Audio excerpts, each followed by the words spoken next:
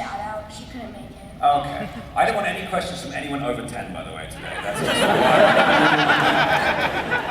being in Star Trek is an amazing experience. It's a privilege and a pleasure as a fan of the TV show and the subsequent films. To be in it is insane. And to work with people like Leonard Nimoy, who I've known all my life. It's a very... Leonard played Spock in the original TV series, which came out years and years before you were born. Maybe 50 years ago. Is it? Is it 40? 50, yeah. 48. Thank you. 48! Asshole!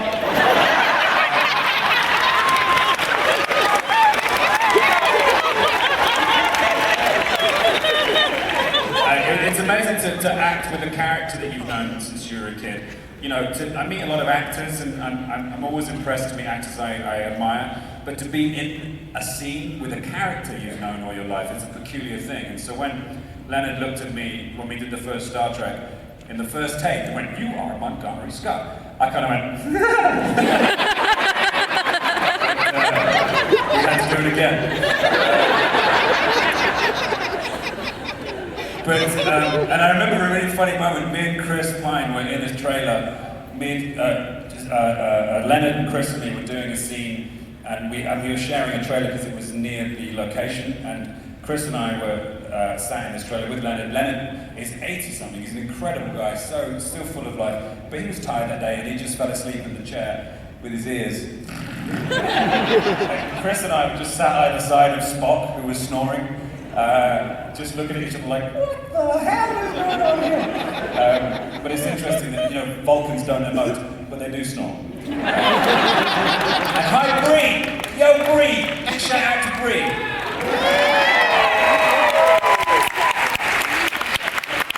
Oh, finally, a 35-year-old, thank you.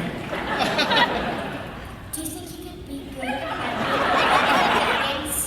Do I think I'd be good at Bilbo Baggins? Well, that accolade goes to my very, very good friend Martin Freeman, who is one of my best friends in the world, and I am godfather to his son, and he is someone who is a very, a common figure in my life, and I love Martin, and I think that he's one of the greatest actors ever, genuinely. He's currently doing Richard III in London. I'm going to go see that next week. So, yeah. So, I don't think I could do it as well as Martin, because Martin does it better than anybody.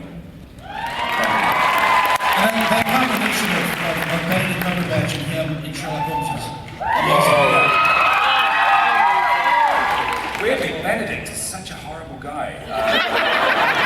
Touchy, very touchy. Yeah, he's touchy, he's difficult, and he's not very clever. But, yeah, he's a good actor, and that's the main thing.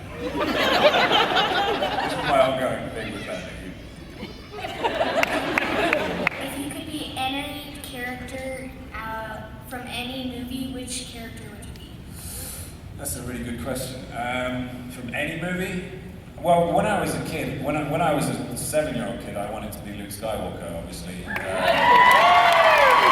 I know a lot of the cool boys wanted to be Han Solo because Han is the coolest character on the planet, but because I was little and blonde, I wanted to be Luke. But now, I know there are so many cool ones out there. I watched a fabulous film yesterday called The Grand Budapest Hotel. And Rafe Fiennes' character in that was so... it just looked like he had so much fun playing that. At the moment, I would love to play a character like that, but it'll change tomorrow. Tomorrow it'll be the guy from Lethal Weapon 2. Hey, so I just want to say, first of all, thank you for making FantasyCon your very first convention. Oh yeah, thank you.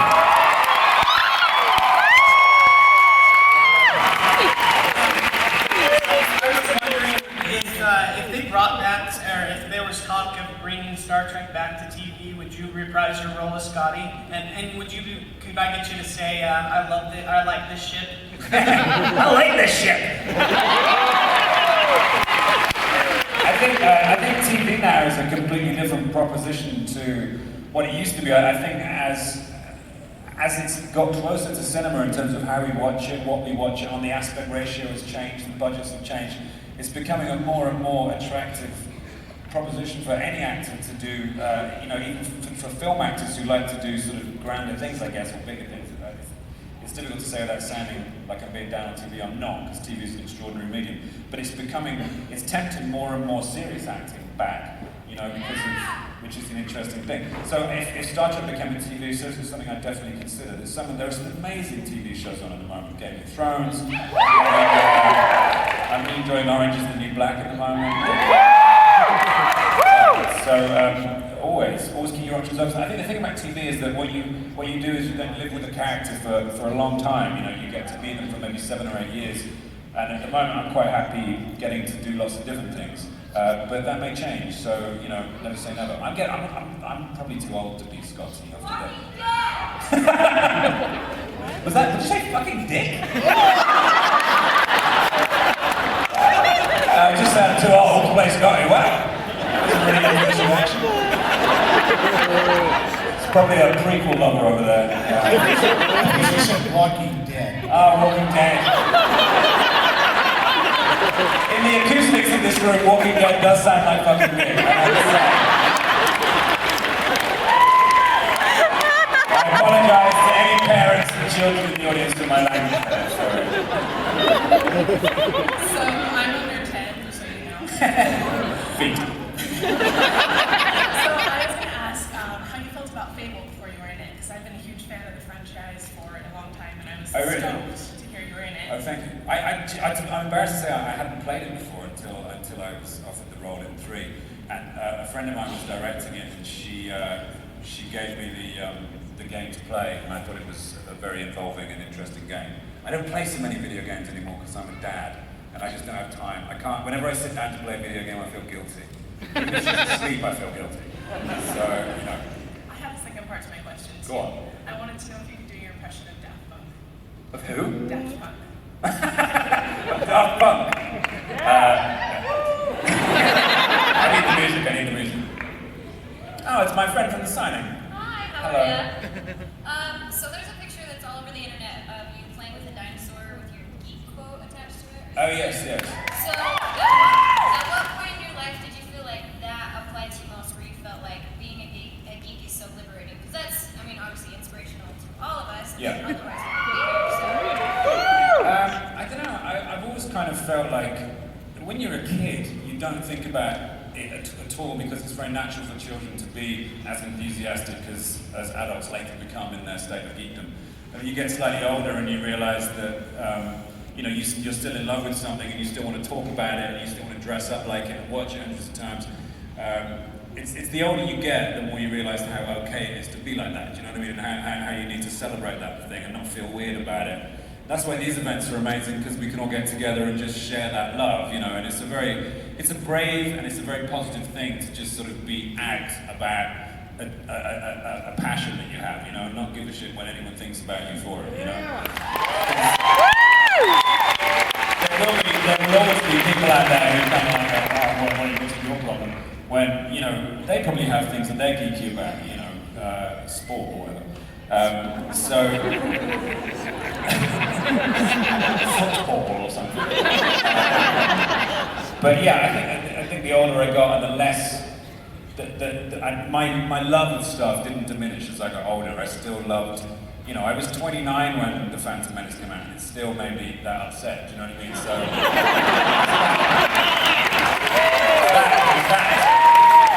that film. Thank you. Hi Simon. Hi. I just want to say you're one of my favorite actors, and welcome. And one of my favorite movies is Hot Fuzz. My question is, we know you're kind of a prankster, and one of well known is the neutron cream. But I wanted to know, whatever other sets or outside of set, what is your other favorite prank story? I'm really not a prankster. I'm kind of like, I work hard when I'm on set, you know, there's not much time usually for messing around. The neutron cream thing happened simply because it just spiraled out of control, and it wasn't just me, it was Pine, and it was the whole makeup department. I was sitting in makeup with Chris, and we were filming at this nuclear facility, and I said, Chris, have you got your cream on? And he's like, what? And I said, well, you know, because you'll get sunburned if you don't wear this cream. I was just saying it as a joke, and then he fell for it, and I kept it going for like an hour. And then every member of the cast subsequently became longer. So Anton, who came then to the location, we kept going for like half a day, and he was worried because he walked on set, he didn't have it on, and he was complaining of health and safety. By the time we got Zach and Zoe, they were both like, it was like a good morning's worth of, and then we got everybody doing this on set because they had to shake the ions out of their fingertips. And then when it finally came down to Benedict, you know, well actually it was John and Carl Urban is going to get me so badly at some point because he promised it, and he doesn't, it took him 10 years to get back at Viggo Mortensen, and I know it's going to happen to me, you know. But it was a wonderful thing, and everybody was involved, the whole crew. You know, like surly grips to push the dolly who probably wouldn't ever look at me before would come up and like do little impros in front of the other actors about neutron cream, and it was this brilliant democratizing thing that just ended up being the most wonderful gag, and I got the blame for it. But the funniest moment was me and Chris were trying to figure out a way to get out of it, because Benedict was just like, he was so taken in by it that he complained at lunchtime that the reason he'd forgotten his lines was because of all the positive ions in the air.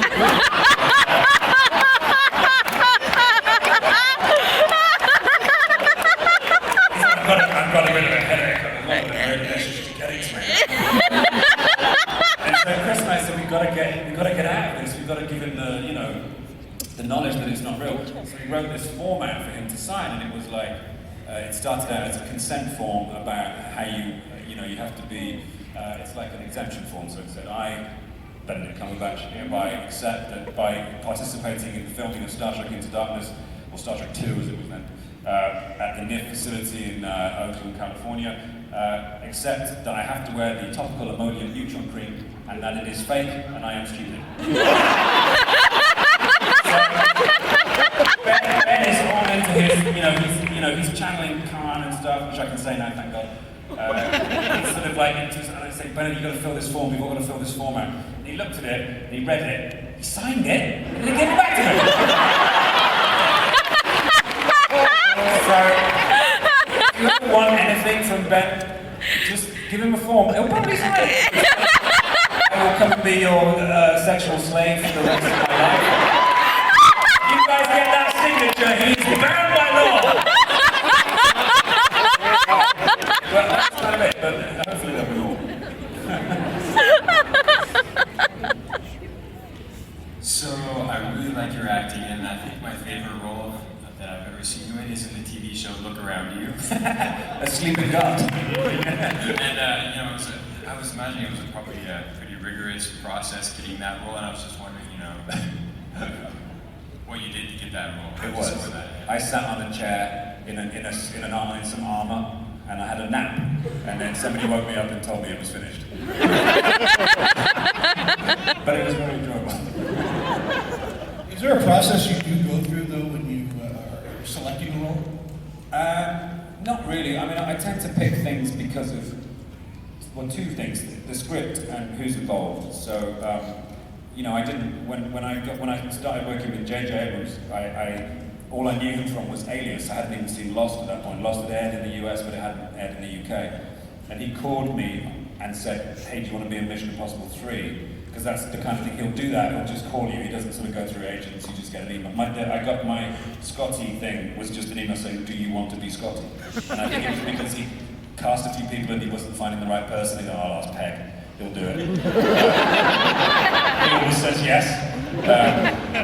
So generally speaking, if it's a good script, and if the person, the fellow actors or the director is someone I really admire, that's a big deal, If I don't know the director, it's always got to be the script. Hello, buddy. I have a two-part question. Okay. Who did you have more fun playing as, Sean, Nicholas Angel, or Barry King? That's a very good question. I had the most fun being Gary because I love Gary King. I love him because he's such an arse. He was the first character that I played who was not that likable, And Edgar and I, when we were writing The World's End, were thinking how funny it would be to write a comedy about a suicidal alcoholic. And it doesn't really lend itself to comedy particularly, and we thought that was exciting. So, and to play Gary was just, all I had to do was go in to work and be annoying every day. And Nick Frost used to literally want to strangle me sometimes, because I would do stuff and he'd go, "Are you honestly going to do that on camera?" And I'd be like, "Yeah! So I'd say Nicholas Angel was, until the very last part of the film, was the least fun because he's very straight. I don't smile for 40 minutes in that movie, and it's really hard for me because I'm a mug. That's how I make my living, by pulling faces. And I had to be so straight in that movie. And Sean was wonderful, and I always have a big soft spot for Sean, but back then we didn't even know if that film would get released or that we were going to make the day, and it was more of a slightly, we didn't have any real experience in filmmaking, so it was a bit more, I wouldn't say stressful, but a little more uncertain. I look back on it now and I remember what a great time I had, but because The World's End was the third in that series, it was nice to feel that we already had a ready-made, a bunch of people who wanted to come and see that movie, so that was a nice cushion. Okay, here's my second question. Greedy. If you pitted them all in a fight, who would win? I think probably Nicholas Angel. Yeah! He would take down Sean after knocked out Gary with the cricket bat. Gary can fight when he's drunk, but if he was sober, he probably wouldn't. Oh no, mind you, at the end he's a pretty good sword. I don't know, that would be a good... I'll tell you what, I'll go back and beat myself up and see who comes out. I was wondering what you look for in a story or a script before you choose what projects to be involved in. Just usually good writing, you can usually... I just want to say thanks for coming. That's Love your all right. movies. Just saw Fantastic Fear of Everything. Oh, thank you. So my question involves a video I saw on YouTube actually. Just, Oh, God. Of you and Nick Frost reenacting a scene from Star Wars. Oh yes. There's some people dressed up as that today, I saw. And so I was just curious, how often you do reenactments of your favorite movies like that, and we just, there isn't a cameraman around to film it. Well, weirdly enough, Nick and I became the friends that we are today 20 years ago because I met him through my girlfriend at the time, and we started hanging out. I really liked him, and we sort of clicked. But the moment that we really clicked was we were in an Indian restaurant, and one of us, I can't remember who it was, made the noise of the mouse droid from Star Wars, and it was like, whether it was me or him, just went beep, beep, beep, like that, and I looked across at him, and he looked at me, and there's this kind of chemistry in the air, and everything went into slow motion. The whole rest of the restaurant disappeared, it was just me and Nick. And Berlin's Take My Breath Away playing in the background. And you know about Good Melon, that he was my boy. But yeah, we've been known to act stuff. We didn't want to do that sketch on that day. We were promoting Paul, and College Humor came along and said, "Oh, we got this great script, it's really funny." And Nick and I were like, yeah, right, whatever. Honestly, we were kind of in a bad mood. And we were like, we don't want to, do we have to do a sketch? Can't we just do an interview? Real divas, real horror, you should hate us, right? And we read it and we were like, oh yeah, okay, it's quite funny. And then obviously we got the costumes on and it was enormously funny. So big up and huge respect to College Humor for coming to us with that idea. It was theirs, so we just sort of brought it to life.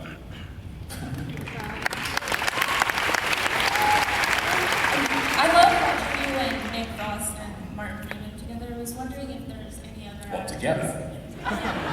Any. But is there any other actor that you really feel like you've clicked with because of acting with them? Yeah, I've met people, I've worked with people on jobs and found great chemistry there. You always hope that's going to happen. I really love my Star Trek friends, they're a really great bunch of people. I came to that group as the oldest cast member, and I didn't know any of these kids, they were all sort of I thought they might be all sort of young Hollywood and a bit weird and, sort of needy and all the myths that you understand that young actors like, they're not true. And they're not, they're a really sort of cool, very collaborative, lovely bunch of people, and I love every one of them, and I've made great friendships with them just by being on set with them, So I'd say definitely the crew of the Enterprise. They were very well chosen, I think. Tell me about working with Oh, Kristen, yeah, I love Kristen Wiig, who was played Ruth in Paul. Man, she is the funniest human being on earth. I kind of like, she makes me laugh. We had so much fun on Paul. Just between takes, we had a lot of songs. Me, Nick, and her wrote a lot of songs on Paul, like show tunes. I can't tell you anything because they're all really obscene. She was a hoot and is an incredibly gifted actress. You know, I think she's a brilliant actress, let alone her comedic talents, which are extraordinary. But yeah, I made a great friend in Kristen as well. You know, she's awesome. Hi Simon. Just first of all, I want to say I was at the screening of The World's End at Comic-Con last year. Oh, you were? Yeah, I sat 4 seats away from you. With Bill Paxton, was With that? Bill Paxton, yes. That was so cool. He went, oh man, oh man. I was starstruck that this top sat. So I just wanted to find out, Spaced is one of my favorite shows of all time. I mean, it just seems like you and your friends just kind of got together and decided to dig around for a while. So I wanted to find out how that idea came about, how it got made, and just kind of the process there. Yeah, that kind of basically is what it was. I met Jess Stevenson, now Hines, on a TV show in '95, and we just really clicked. There's another actress that I immediately sort of like gelled with, and then I was in a show on the Paramount Comedy Channel, which became Comedy Central in the UK, called Asylum, which Edgar Wright was directing, and we were missing an actress, so I suggested to Edgar that Jess come along.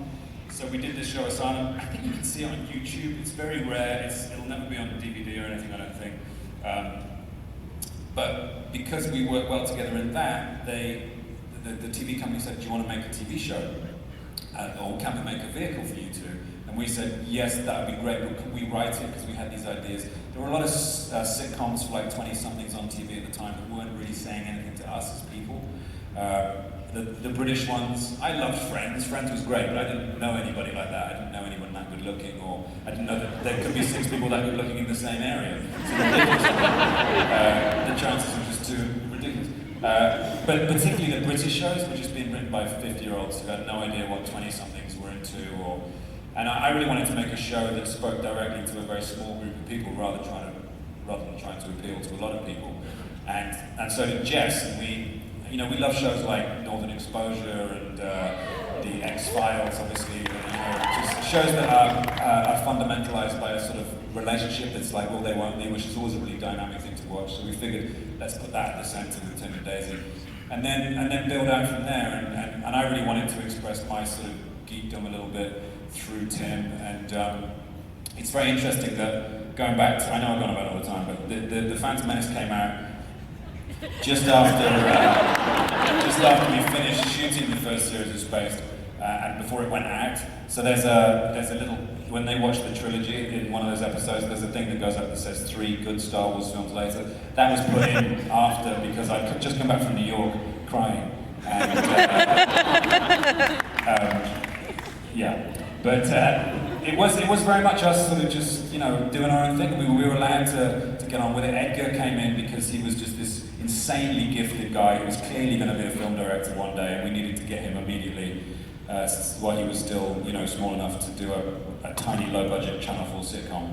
And it just happened, and I look back on it very fondly. I'm very sorry we never got to do a 3rd season. It wasn't because they didn't want it, they did want it, but time and circumstance and Shaun of the Dead, it just changed things a little bit. And then getting back together again just became harder and harder. And now, there'll never be more Spaced because we'll never get Edgar back to doing something as small as that. He's a film director. He always has been, and he should be directing films. He's one of the best out there, and we can't make Spaced without Edgar. So, but thank you for and I love that people have seen it here. That's great. Simon. Hey. First of all, it's a privilege having you here with us today. Thank you. But my question is, can we expect any more films from you and the team that made the Cornetto trilogy in the future? Oh, absolutely. Yes. Without a doubt. I think the only reason those 3 films became a sort of thematic trilogy really over the time is because we were dealing with certain things that were interesting us. You know, those films are bound by a specific criteria. They're all set in the UK, they're all set now, they all adopt a specific genre, and they're all about the kind of individual versus the collective. That's what connects those three films. The next film we do together won't have to be bound by any of those things, you know.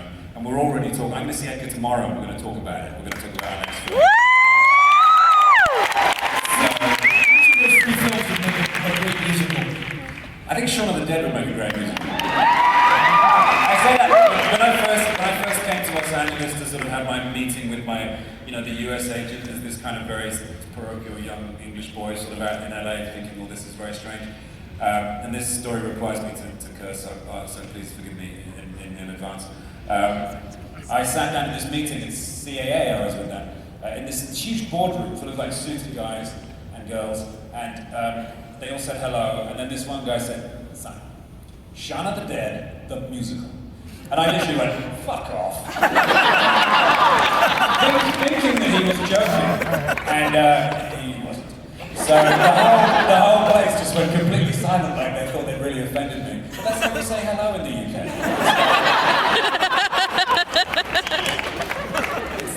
It's our way of, you know, it always makes me laugh, like, the C word here is so bad. It's so bad. And I think it's because it's slightly more misogynistic here. It's more, it has a nastier edge. In the UK, it's like, hey guys, how you doing? You know, it's something you say to your friends. I call my mum it sometimes. If we're playing Jenga and she like gets a cheeky one out, I'm like, oh, you.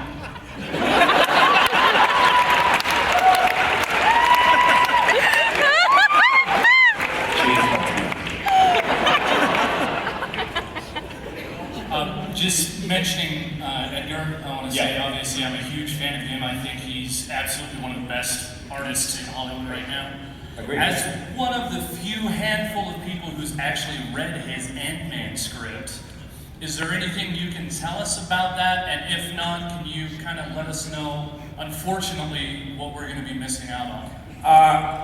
I don't know if that would be fair. You know, it was written by Edgar and Joe Cornish, both of whom are superb writers. It was a really fun script, and you know, things just didn't work out. And I'm very proud of Edgar for, you know, sticking to his guns and walking away. And also, you know, Marvel, you know, obviously want something that they want, and they should be respected for kind of like ensuring that their sort of, you know, brand specificity is maintained. So these things happen sometime. I know it's amiable, and it just had to be the way it is.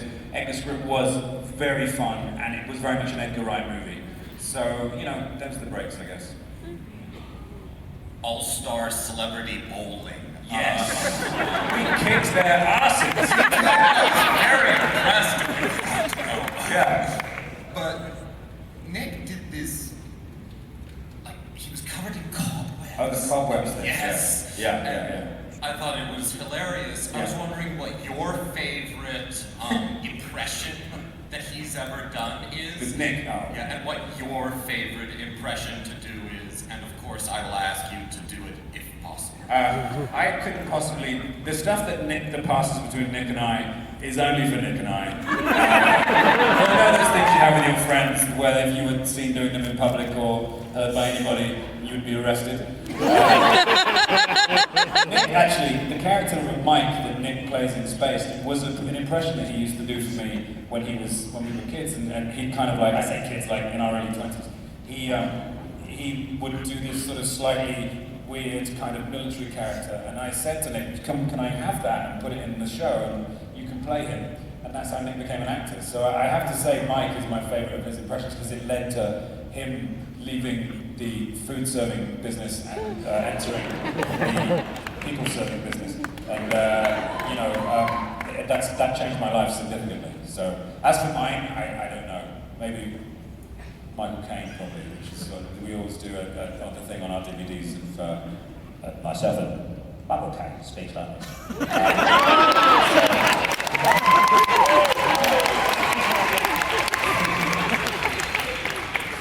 Hey, so I just love Hot Fuzz, one of my favorite movies of all time. Thank you. And that moment when you ride into town on the horse, just covered in guns and stuff, Yeah. it just looked like that whole scene would have been a blast to make. So Yeah. my question for you is, what was the most fun scene to shoot for you in that movie, or just in all of the movies that you've made? I've had so many kind of like great scenes. The last part of Hot Fuzz, the big high octane action sequence, was a lot of fun to shoot. We did a lot of running around and banging. Banging? That sounds bad. We did a lot of banging during the Hot Fuzz. But we were popular guys. What are you going to do? But my favourite thing I think I shot was in World's End, the fight in the Beehive pub, which was a huge, great, sprawling fight that was all set to 20 Seconds to Comply by Silver Bullet, and just all that, working with Brad Allen, who was our fight choreographer, you know, getting to do some what we call pub foo, which is this this fighting style where we figured like if you get really drunk, you remember things from wrestling. You remember things you've seen on the TV, and somehow you become really proficient at it. And that was our kind of like, that's what happens in the World's End. That shoot, and the fight in the bathroom as well, was just... yeah, I like that. Not for real, that's bad. We're going to have time for just a couple more questions. Sure. Hi, Simon. Hi. My question is that, since this is your first panel, Yes. what question would you like us to ask you, or do you have a question for us? Wow, what question would I like you to ask me? Well, no pressure. I don't know. There have been so many lovely questions today that I think I'm fully sated. I think I'm absolutely full of questions. And but for you guys, let's not talk about me. What do you think about me?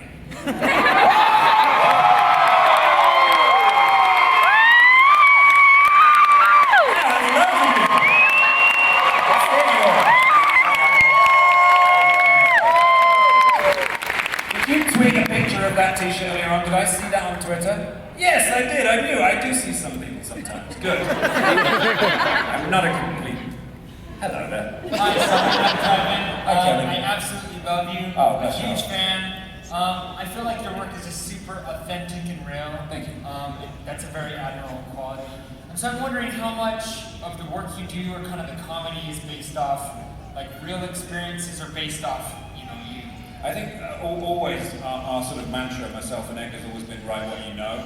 And I think if you are a writer, it's always good to start somewhere where you're comfortable, you know, where you have knowledge and awareness, and you can write about it with honesty. I think that's a really important thing. When you start guessing how people feel or what makes people laugh, you start to go wide of the mark, you get it wrong. Always go for what makes you laugh, what makes you sad, what makes you entertained. Start there. And you know, The Hot Fuzz was the hardest film to write for that reason, because we had to go and research with the police, we had to hang out with the police and learn it. For Shaun of the Dead, Nick and I have been sitting on the sofa talking about zombies for years. So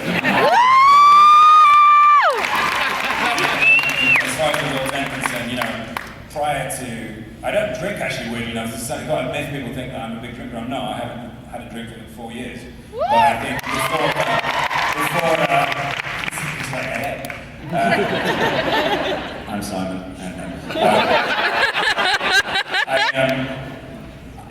A lot of that heart in the World's End was, you know, was very raw and very real. And I think it's always good to talk about what you know, and then you'll connect with people. That was always our thing with space, is that if we can make one person sort of go, oh my god, I feel exactly like that, or I feel that way, it's much better than making a million people go, yeah, do you know what I mean? I'd always much rather one person be... There are references in space that are so obscure. There's a reference in space to like Scully's dog in the X-Files, which we knew that like only a handful of people would get it, but those people would be so fucking pleased with themselves. It's worth it, you know? So yeah, be true, I think is the key. My language has been really terrible. Hi Simon, I'm going to bring us down a notch. Go on. Because we've been talking a lot about the comedic aspects here.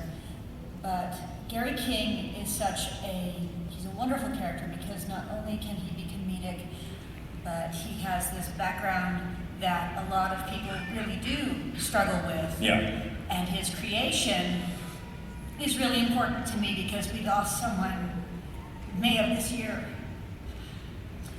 And I wanted to know what part of Gary and what part of his creation made the world's end what it is. Well, as I said earlier, I think and I wasn't being flippant, but we thought it would be a challenging thing to make a comedy about someone who was essentially very sick. Gary is an addict, and he's deeply, deeply unhappy. All his bravado, all his kind of flair is all about fooling himself and fooling his friends into thinking that he's okay, and he's not okay. He's dying, and I think it was a real key issue in the film to keep that intact and have. I know addicts. I have friends who are addicts, and I've seen people suffer because of addiction. And it's a terrible, terrible disease. It's often overlooked. Often people look down on it because they think, oh, it's your fault, but it's not. It's an illness. And I think that it's something that it's either addressed in very sort of like, serious drama. It's rarely addressed in a populist form. We figured doing it as a comedy and smuggling it in, as we often do, with stuff. I mean, Shaun of the Dead is a comedy, but he still has to shoot his mum. There are still very, albeit metaphorical, growing up, he still has to go through that trauma. And with Gary, even more so, it was something that was important to us to kind of make his suffering very, very real. And underneath all the comedy, there'd be this terrible secret, and you don't find out what that is until the end. And I think when you watch the film again, because we always want people to watch our films more than once, it's important we build them to be watched several times. There are things that you won't spot the first time, because you won't be able to spot them unless you know exactly what happens. When you go back and watch it again and you know all this time Gary's wrists are bandaged for this whole film, it changes how you look at him. And it also hopefully makes you realize that sometimes if there's someone in your life who's a pain in the ass, maybe there's a reason for it, do you know what I mean? So that was just creating a real character is important to us. Sorry for that. I do know this, 3,000 people in this room that would go on a pub crawl with you. We'd have to drink sparkling water. That's my ticket. Let's go. Simon, I love you. Thank you. And my daughters and I, we love Sherlock. Since you know Benedict, since you know Martin, is there any chance that you'll do a guest starring role?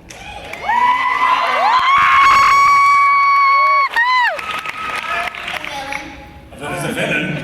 Well, I would love to do that. That would be something I'd be very honored to do. I love that show, and I love both those guys. They're great to work with. And it's such a popular show, such an auspicious gig to do. Of course, if I was asked, I would do it in a heartbeat, of course.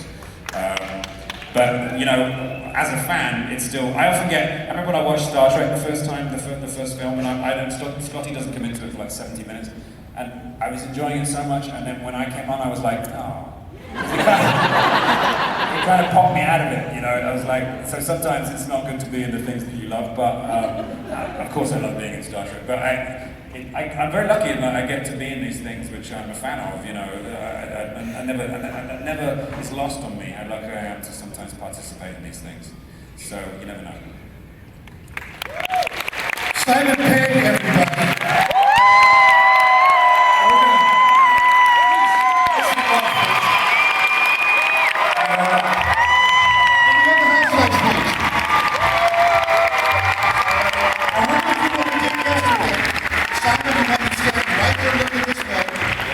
Our official photographer's going to get everybody to gather around the stage. Let's do a big selfie. Let's do a selfie.